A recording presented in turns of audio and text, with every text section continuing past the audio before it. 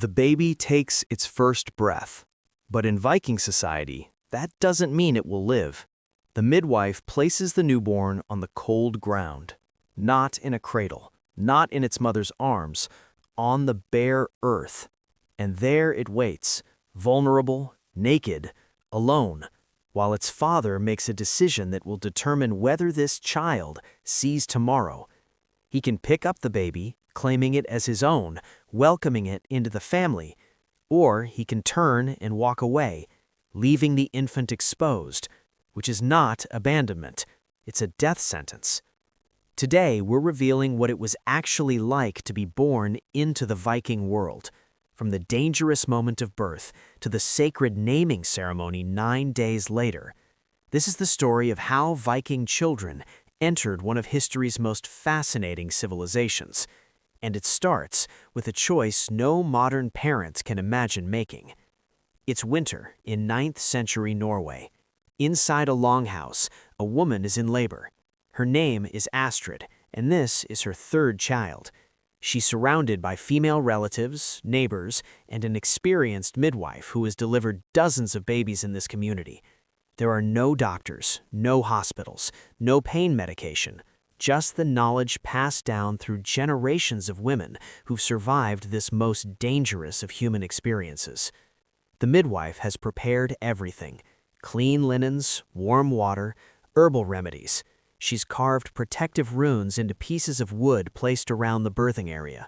These aren't decorative, they're magical protection, invoking Norse goddesses such as Frigg, the goddess of motherhood and family, or air, associated with healing. The women sing ritual songs, Galder, calling on the gods for protection. They've burned herbs and made offerings. Everything that can be done with the knowledge and tools available has been done. But everyone in that room knows the brutal truth. Childbirth carries high risks, and many women and infants do not survive. Infant mortality in the Viking Age was staggering. Perhaps 1 in 3 children died before age 5. And mothers, they faced death with every birth, from hemorrhaging, infection, or complications no one in the 9th century knew how to treat. Finally, after hours of labor, the baby is born. A boy. He cries, his lungs are strong. The midwife cuts the umbilical cord, cleans the infant, and then does something that would horrify modern parents. She places him on the ground, not on a soft blanket, not in a warm cradle, on the cold, hard earth of the longhouse floor. And there he stays, crying, while someone goes to find his father. This is the moment called exposing, or acceptance. The child was first presented to the father, who would decide whether to accept the baby into the household. Olaf, the father, enters the room. He looks down at his son lying on the ground. This moment will shape this child's entire existence, or end it before it truly begins. Why this brutal custom? Resources in Viking society were limited, especially in winter. Every mouth to feed had to contribute eventually. A child with severe disabilities might not survive anyway, and keeping it alive could threaten the survival of other family members. Additionally, paternity wasn't always certain. By placing the child on the ground and forcing the father to physically pick it up and claim it, Viking society created a public ritual of acceptance. Once the father lifted that child, he was legally and socially responsible for it. There was no ambiguity. Olaf kneels and examines his son. He checks for obvious deformities, signs of illness, anything that might prevent this child from growing into a productive member of the family and community. The baby is healthy, strong-lunged, well-formed. Olaf reaches down and picks up his son. In that gesture, everything changes.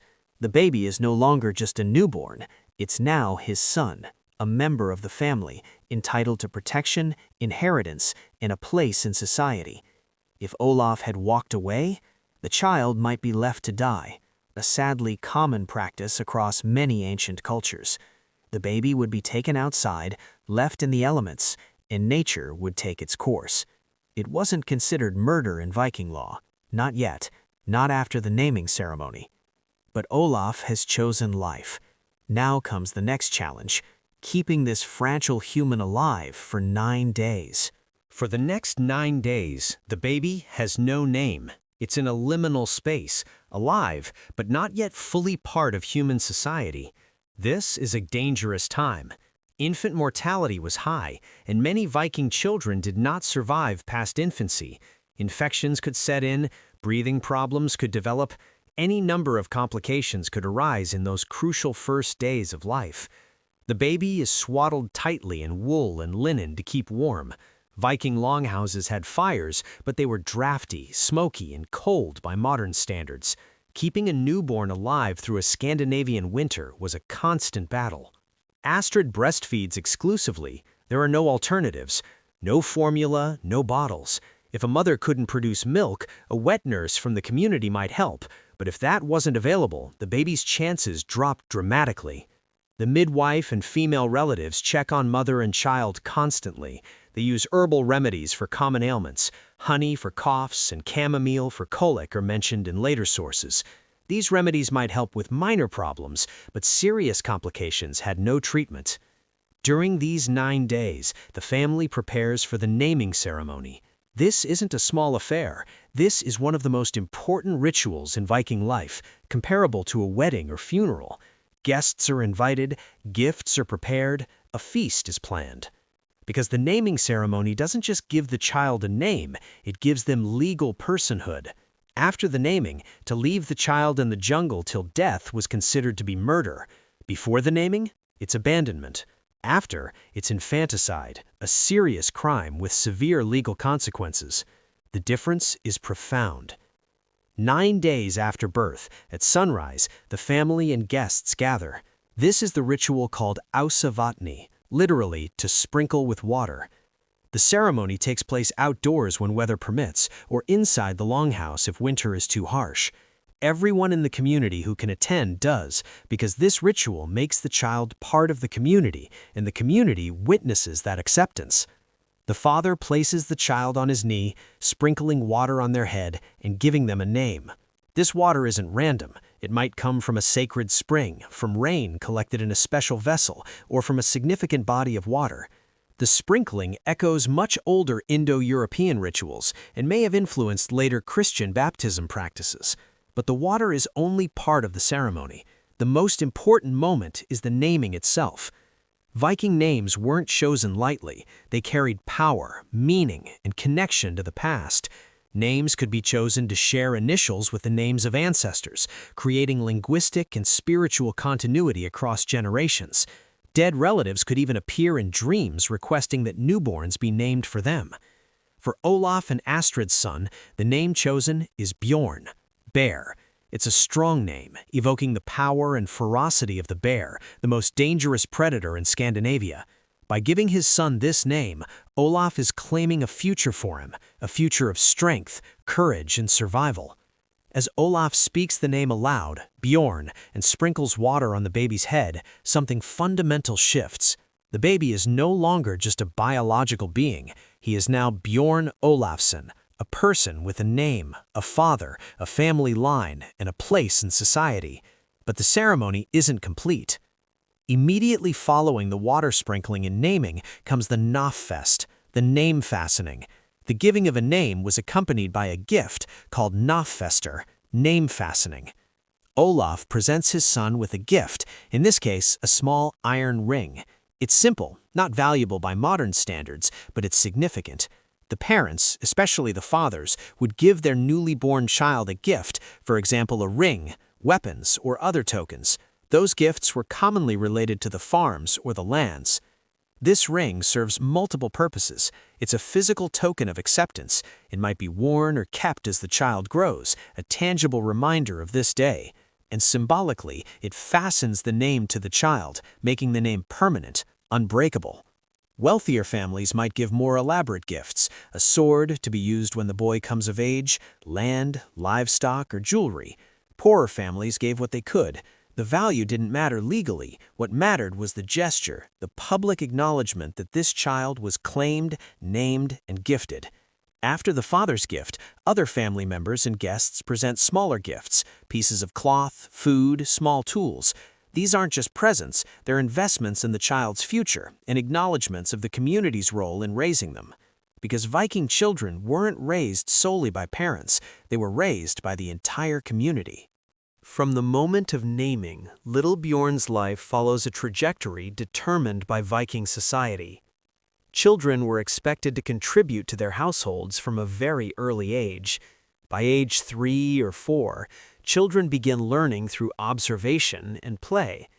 Boys watch their fathers and uncles work with tools, tend animals, repair buildings. Girls watch their mothers weave, cook, preserve food, manage the household. Both boys and girls learned practical skills from an early age. Girls were taught weaving, cooking, and farming, while boys learned to hunt, fish, and use weapons. But this isn't our modern concept of childhood as a separate, protected phase of life. Viking children are small adults in training. By age 7 or 8, they're performing real work, watching animals, helping with harvests, learning crafts. Toys exist, but they're rare and simple.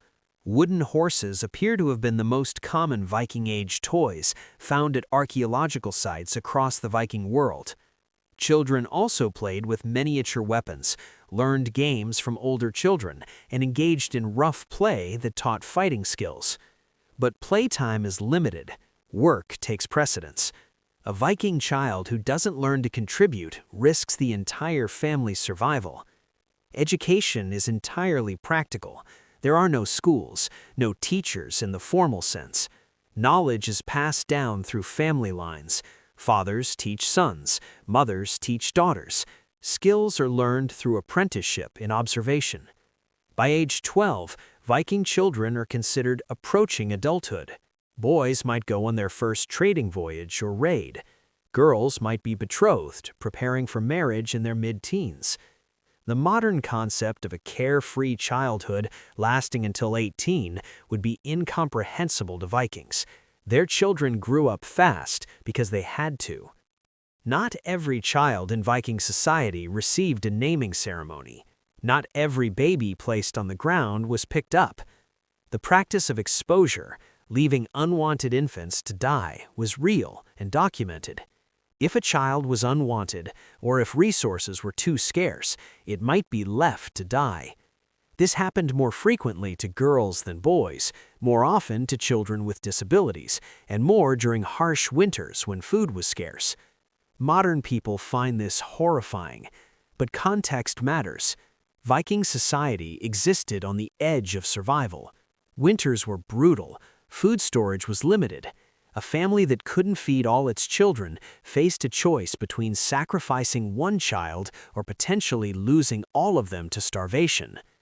That doesn't make it less tragic, it just makes it comprehensible within the brutal realities of Iron Age Scandinavia. There's also archaeological evidence of something even darker. Excavations at Trelleborg uncovered sacrificial wells containing the remains of children placed alongside animal bones and ritual objects. These sacrifices were likely meant to appease the gods and ensure prosperity. Child sacrifice appears to have been rare, reserved for desperate circumstances, severe crop failures, threats to the community, times of crisis when the gods needed to be appeased with the most valuable offering possible: human life. These practices are difficult to discuss. They challenge our romanticized image of Vikings, but they're part of the historical reality, documented in both archaeology and textual sources. To be born into the Viking world was to enter a society of stark contrasts. If you survived the moment of birth, survived your father's examination, survived the first 9 days, received your name and your name fastening gift, you had a chance at life. But it was a hard life. Viking childhood was a blend of work, play, and rigorous training, all aimed at preparing the next generation for the challenges of life in a harsh and unforgiving environment. You'd work from early childhood. You'd be expected to contribute, to learn, to become useful. You'd face dangers modern children never encounter: starvation, violence, disease, raids, harsh weather. But you'd also grow up in a close-knit community where everyone knew your name, where your family's honor was your honor, where your actions reflected on your entire lineage. You'd grow up hearing stories of gods and heroes. You'd learn to navigate by stars, to read weather, to survive in wilderness. You'd develop skills that would make you competent and capable in ways modern people can barely imagine. And if you were very lucky, if you survived childhood, if you grew strong and skilled, you might become part of the Viking legacy yourself, a trader, a warrior, a settler, an explorer. But it all started with that moment, the moment your father bent down, looked at you lying on the ground, and decided to pick you up. That was the moment you were born into the Viking world.